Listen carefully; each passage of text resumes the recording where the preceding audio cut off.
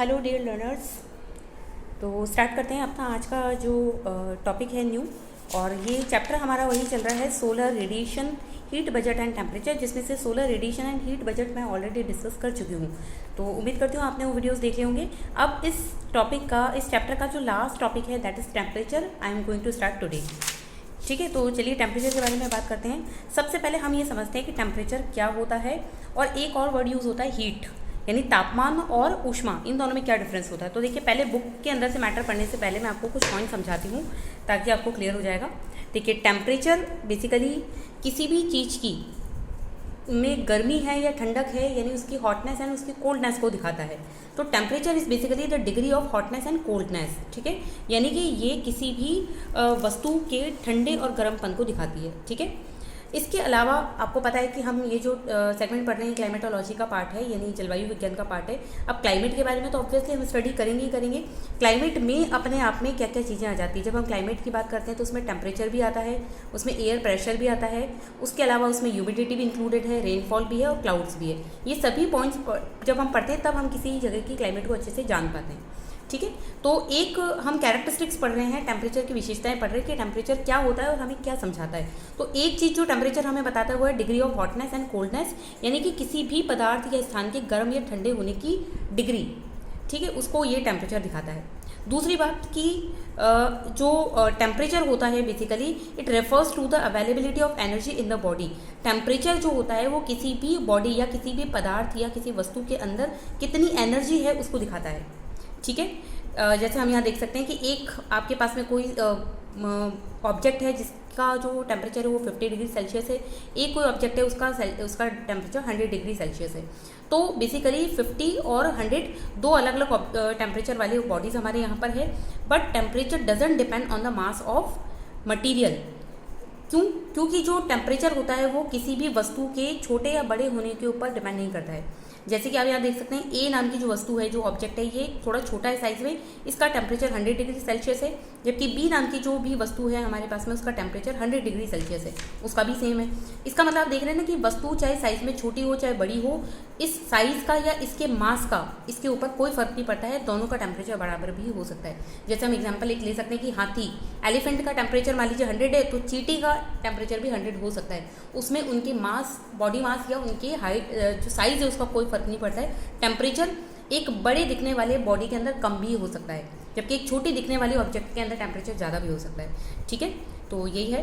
फिर अगली जो विशेषता हमें ये बताता है temperature, it determines the flow of energy.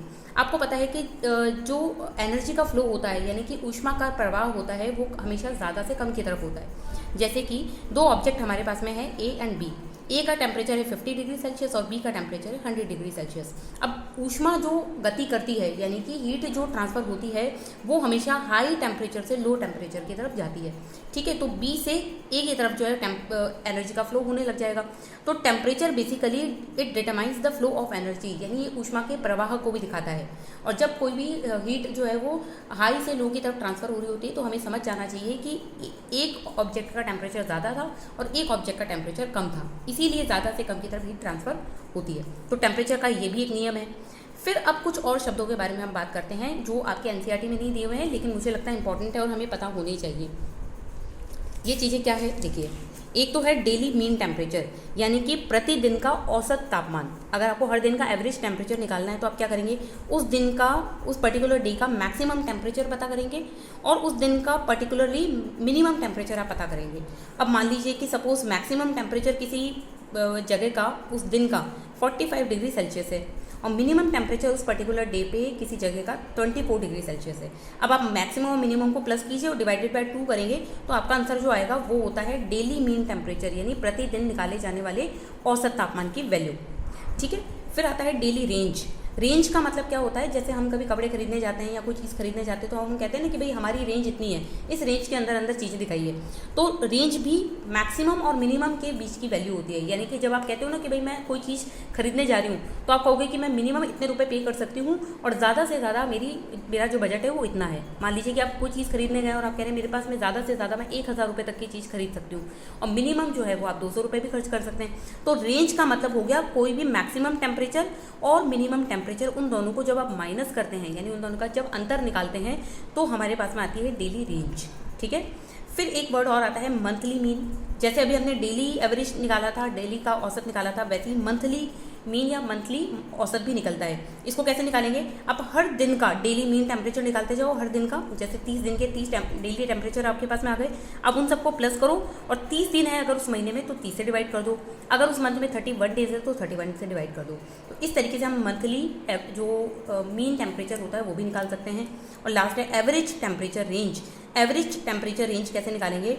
Highest और लोवेस्ट टेम्परेचर जो होते हैं एक साल के अंदर, जैसे मान लीजिए कि हम जुलाई के अंदर टेम्परेचर रिकॉर्ड करते हैं सबसे ज़्यादा वाला, और सबसे कम वाला मान लीजिए हम जनवरी में रिकॉर्ड करते हैं, तो हाईएस्ट एंड लोवेस्ट टेम्परेचर एक साल का जो होता है उसका अंतर जो होता है ना, डिफरेंस, वो एवरेज टेम्परेचर रेंज होती है। ठीक है, तो ये कुछ बेसिक बातें हमने की। अब हम बात करते हैं हीट के बारे में। देखिए हीट क्या चीज़ है। Heat is a quantity of energy present in the body. किसी भी पदार्थ में ऊष्मा या ऊर्जा की कितनी मात्रा अवेलेबल है, कितनी क्वांटिटी है उसमें, उसी को हम हीट कहते हैं। ठीक है, और it depends upon the mass of material. Temperature में हमने क्या पढ़ा था कि किसी भी वस्तु के साइज़ के ऊपर टेम्परेचर डिपेंड नहीं करता है, लेकिन हीट जो है वो उस वस्तु के साइज़ पे डिपेंड करती है। जैसे कि ए नाम वाली कोई चीज़ है, वो साइज़ में छोटी है, उसका टेम्परेचर 50 है। बी नाम वाली कोई चीज़ दिखने में बड़ी है, उसका टेम्परेचर भी 50 है। क्यों? क्योंकि साइज़ का फ़र्क नहीं पड़ता है ना टेम्परेचर में, लेकिन हीट का फ़र्क पड़ता है। ए वाला जो ऑब्जेक्ट जो कि देखने में छोटा है, उसकी हीट कम होगी, उसमें हीट कम होगी, जबकि बी ऑब्जेक्ट जो कि बड़ा है साइज़ में, उसकी हीट ज़्यादा होगी। तो टेम्परेचर का उल्टा, इसके टेम्परेचर के ऑपोजिट जो हीट होती है वो हमेशा किसी भी मटेरियल के साइज़ पे डिपेंड करती है, लेकिन टेम्परेचर में ऐसा नहीं है। ठीक है, तो ये हमने बेसिक कुछ बातें की है टेम्परेचर और हीट के बारे में। अब हम पढ़ते हैं इसको। तो टेम्परेचर के बारे में अगर हम बात करें तो देखिए, वायुमंडल एवं भूपृष्ठ के साथ सूर्य ताप की अन्योन्य क्रिया द्वारा जनित ऊष्मा तापमान के रूप में मापा जाता है। आपको पता है हमारे एटमॉस्फेयर में जो एनर्जी आती है, सन का एनर्जी का सबसे बड़ा सोर्स तो क्या है? सन है। तो सन से जो एनर्जी हमारे अर्थ तक आती है, उसको हम तापमान के रूप में मापते हैं। उसको मेजर किस रूप में करते हैं? टेम्परेचर के रूप में। ऊष्मा जो होती है यानी हीट, वो किसी भी सब्सटेंस के जो पार्टिकल्स होते हैं उनकी मूवमेंट को दिखाती है। यानी कि जिसमें ज़्यादा हीट होगी उसके अंदर के जो पार्टिकल्स होंगे वो उतना तेज़ी से गति करेंगे, और जिसमें ऊष्मा कम है, जिसमें हीट कम है, उस वस्तु के जो पार्टिकल्स होंगे वो धीरे धीरे मूवमेंट करेंगे। तो ज़्यादा मूवमेंट यानी ज़्यादा हीट, कम मूवमेंट यानी कि कम हीट। ठीक है, तो ये आ गया। जबकि टेम्परेचर जो है वो किसी भी पदार्थ या स्थान के गर्म या ठंडा होने की डिग्री है। It is the degree of coldness and hotness. तो ये किसी भी चीज़ के गर्म या ठंडेपन को दिखाती है। अब देखिए, पूरी अर्थ के ऊपर सन की जो रेज है वो समान नहीं मिलती है, कहीं ज़्यादा है कहीं कम है। तो वैसे ही तापमान भी जो है वो पूरी अर्थ के ऊपर सेम नहीं है, कुछ एरियाज़ में ज़्यादा है, कुछ में कम है। तो अब कम या ज़्यादा होने के पीछे कुछ फैक्टर्स होंगे, वो फैक्टर्स हमें पढ़ने हैं। कौन से कारक ऐसे हैं जिसकी वजह से टेम्परेचर कम या ज़्यादा पाया जाता है? तो सबसे इंपॉर्टेंट फर्स्ट फैक्टर है लैटीट्यूड, यानी कि अक्षांश। अब लैटीट्यूड के बारे में मैं आपको थोड़ा सा समझाती हूँ कि किसी भी स्थान का जो तापमान होता है उस स्थान पर प्राप्त सूर्य तप पे निर्भर करता है। हमने सोलर रेडिएशन पढ़ा था, तो उसके फैक्टर्स भी हमने पढ़े थे। हमने देखा था कि जो लैटीट्यूड सन के बिल्कुल सामने है, वहाँ पर तो हीट कैसी आएगी? वहाँ पे सन की रेज सीधी आएगी। तो आप यहाँ एक डायग्राम में देख सकते हैं, मैंने ये डायग्राम बना रखा है यहाँ पे। इस डायग्राम में आप देखेंगे कि फर्स्ट फैक्टर लैटीट्यूड है। इसमें नियम क्या काम करेगा कि हायर द लैटीट्यूड, जैसे जैसे आप कुछ अक्षांशों की तरफ जाएंगे, यानी 80, 90 इन वाले लैटीट्यूड्स की तरफ जाते हैं, वैसे वैसे टेम्परेचर में कमी आती जाती है। यानी लैटीट्यूड का नंबर तो बढ़ रहा है, जैसे 50, 60, 70, 80, 90 इस तरीके से लैटीट्यूड का नंबर तो बढ़ रहा है, लेकिन टेम्परेचर का नंबर कम हो रहा है, टेम्परेचर घटता जाएगा। क्यों? क्योंकि आपको पता है कि सन की जो रेज है वो 0 डिग्री और 23 degree half north and 23 degree half south, यानी कर्क और मकर रेखा के बीच का जो जोन है वहाँ तक सन की रेज सीधी आती है। लेकिन इसके बाद में ये सन की रेज हमारी अर्थ के शेप की वजह से हमें तिरछी मिलती है। तो तिरछी जहाँ मिलेगी, स्लैंटिंग रेज जहाँ आएगी, वहाँ पे टेम्परेचर कम होगा। जहाँ पर सन की रेज सीधी आ रही है वहाँ टेम्परेचर ज़्यादा होगा। तो लैटीट्यूड का पॉइंट तो बिल्कुल ईजी सा है कि जैसे जैसे हायर लैटीट्यूड्स की तरफ जाएंगे, उच्च अक्षांशों की तरफ जाएंगे, वैसे वैसे टेम्परेचर में कमी आने लग जाएगी। ठीक है, तो पहला पॉइंट हमारा कंप्लीट हो गया है लैटीट्यूड। अब इसके बाद में है ऑल्टीट्यूड। ठीक है, ऑल्टीट्यूड क्या चीज़ है? ऑल्टीट्यूड है मीन सी लेवल से ऊंचाई की तरफ। तो देखिए, आपको ध्यान होगा कल मैंने एक क्वेश्चन भी आप लोगों से पूछा था, जिसमें मैंने इसी तरह का एक डायग्राम बना रखा था, जिसमें एक प्लेन सरफेस है जिसके ऊपर एक माउंटेन है। माउंटेन की हाइट सपोज हमने 8850 माउंट एवरेस्ट वाली ले ली। उसके ऊपर एक प्लेस है बी और एक प्लेस है ए नाम की, जो कि ज़मीन के ऊपर है। तो सन की रेस बी पे ज़्यादा आएगी या ए पे ज़्यादा आएगी? तो हमारा क्वेश्चन यही था तो हमें यहाँ ये समझना है कि atmosphere is indirectly heated bye terrestrial radiation from the below. हमारा जो एटमॉस्फेयर है उसको गर्म करने में किसका रोल सबसे ज़्यादा होता है? सन की रेज का नहीं होता है। क्यों? क्योंकि मैंने आपको अपने प्रीवियस वीडियोस में बताया था कि सन की जब रेज हमारी अर्थ तक आती है तो एटमॉस्फेयर को गर्म करने में इसका रोल नहीं होता है, क्योंकि हमारा एटमॉस्फेयर ट्रांसपेरेंट होता है उसके लिए।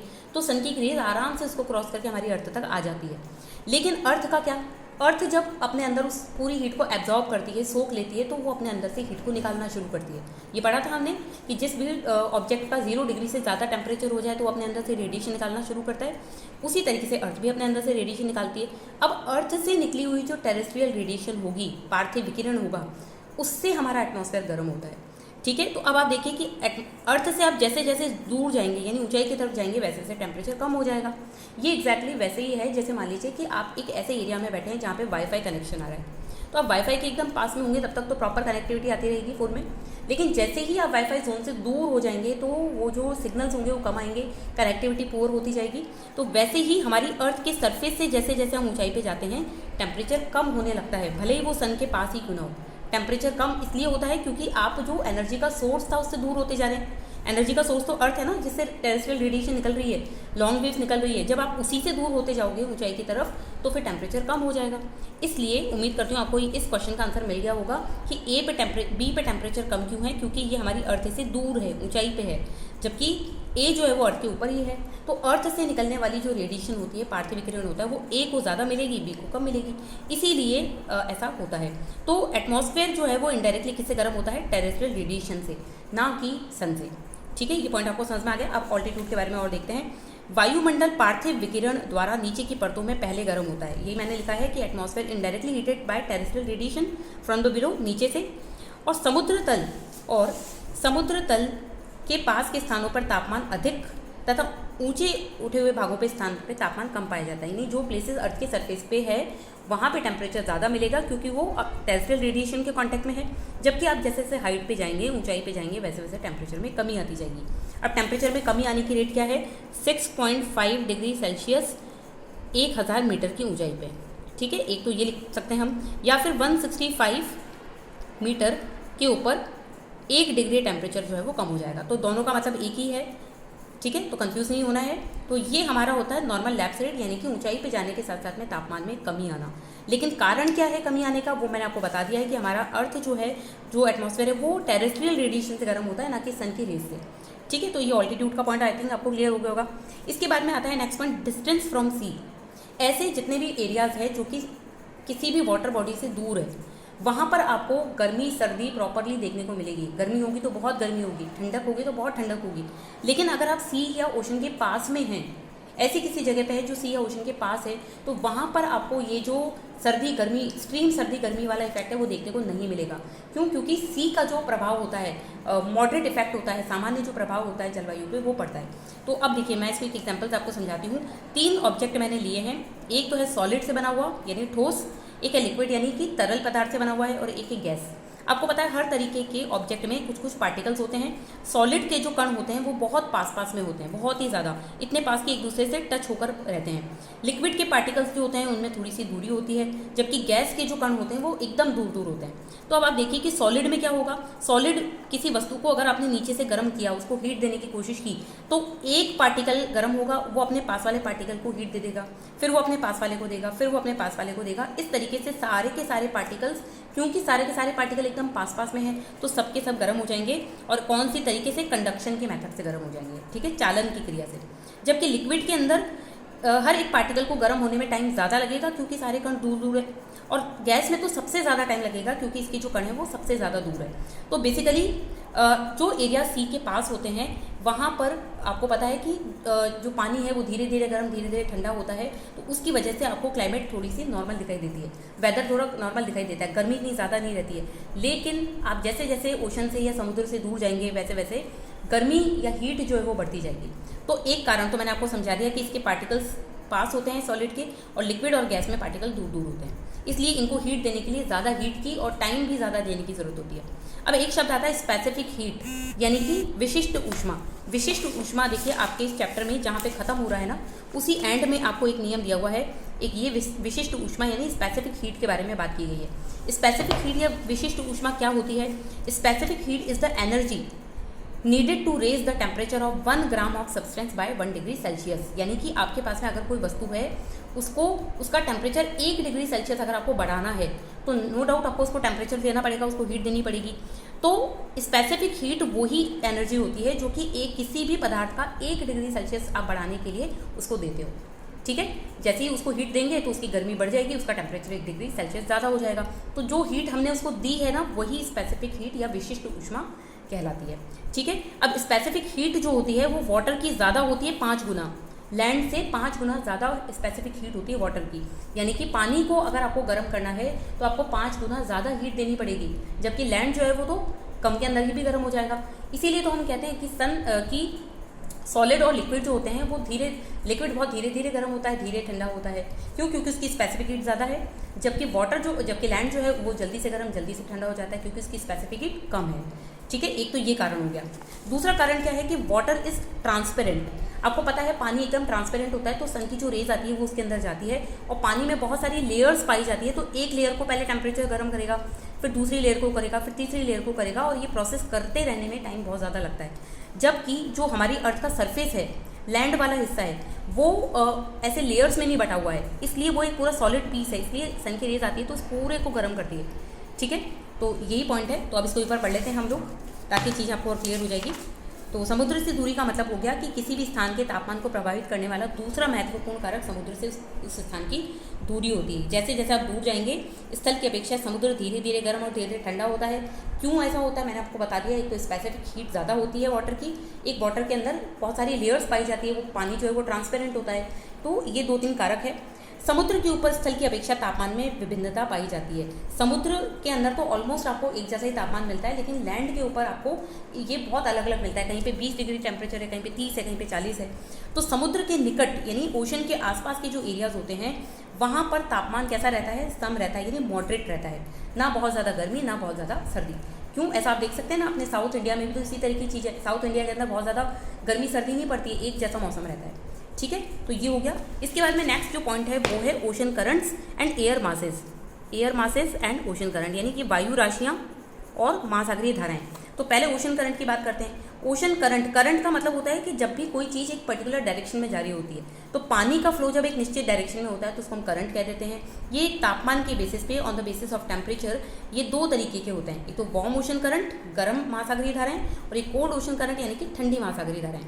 अब देखिए, वार्म ओशन करंट जो होता है वो इक्वेटर से पोल्स की तरफ जाते हैं।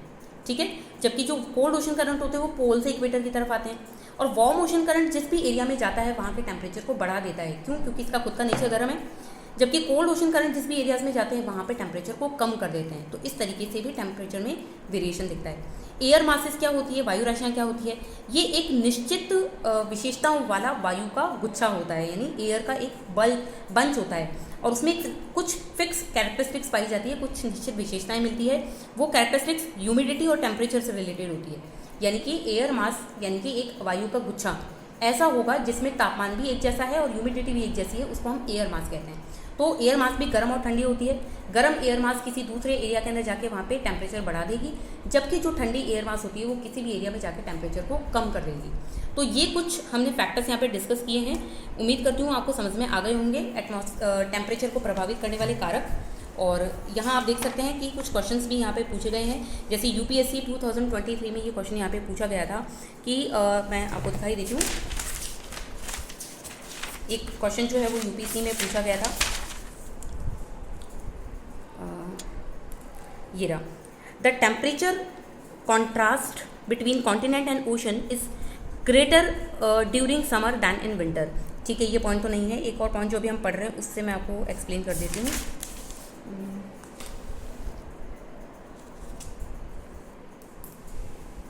हाँ, तो ये पॉइंट है। देखिए, समुद्र से दूरी जैसे जैसे बढ़ती है वैसे वैसे तापमान में क्या होता है, आपको तापमान ज़्यादा फील होने लगता है। गर्मी होगी तो बहुत प्रॉपर गर्मी, सर्दी होगी तो प्रॉपर सर्दी।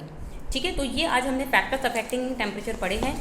और अब इसके बाद में नेक्स्ट जो टॉपिक आएगा वो है तापमान का वितरण, यानी कि distribution of temperature in ocean, जिसमें हम ये जो डायग्राम्स दिए हुए हैं, आइसोथर्म्स है, समताप रेखाएं, इनके बारे में भी बात करेंगे। बट उससे पहले आपने अगर इससे पहले के वीडियोस इस चैप्टर के नहीं देखे हैं ना, तो आप प्लीज़ उनको देख लीजिए, क्योंकि अब चीज़ें धीरे धीरे कॉम्प्लिकेटेड होती जा रही हैं। तो प्रीवियस जितने भी वीडियोस हैं उनको अच्छे से 2-2, 3-3 बार आप देख लो। कहीं नोट्स बना रहे हो तो लिख लो, एनसीईआरटी पढ़ रहे हो तो एनसीईआरटी में से रिवीजन कर लो। लेकिन ये चीज़ें पहले से आपको जाननी ज़रूरी है, तभी जाके आप आगे का टॉपिक पढ़ पाएंगे। ये मैं फिर से बोल रही हूँ, क्योंकि फिजिकल ज्योग्राफी में ये एक खासियत है कि आप पहला टॉपिक पढ़ेंगे तभी अगला वाला आपको समझ में आएगा। कभी भी आप रैंडमली कोई भी टॉपिक ऐसे उठा के नहीं पढ़ पाते हैं। ठीक है, तो उम्मीद करती हूँ आपको चीज़ें समझ में आ गई होगी। और आज का वीडियो अगर आपको अच्छा लगा है, समझ में आया है, तो प्लीज़ कमेंट सेक्शन में एक कमेंट ज़रूर करें और वीडियो को देखते लाइक ज़रूर कर दें। और अगर कोई आपके आसपास में नीडी पर्सन है जो अफोर्ड नहीं कर सकता है फ़ीस वगैरह बाकी कोचिंग्स की, उसको ये चैनल शेयर कीजिए प्लीज़। इस पर फ्री कंटेंट है। मैं कुछ दिनों बाद में लैब असिस्टेंट के क्वेश्चंस के साथ साथ में यूपीएससी के जो क्वेश्चंस आए हैं इस एनसीईआरटी से, वो भी आपको करवाऊँगी। ठीक है, तो आप लोग बिल्कुल रेगुलर रहिए इन वीडियोस को देखने में, और कमेंट और लाइक करने में बिल्कुल भी कमी ना छोड़ें। ठीक है, it's a humble request of mind. So चलिए मिलते हैं अपने नेक्स्ट वीडियो में। तब तक के लिए आप इसको अच्छे से देखिए, समझिए। कोई क्वेश्चन या कोई क्वेरी है आपकी तो आप कमेंट सेक्शन में लिख सकते हैं, मैं उसका आंसर कर दूँगी। ठीक है, ओके ऑल ऑफ यू।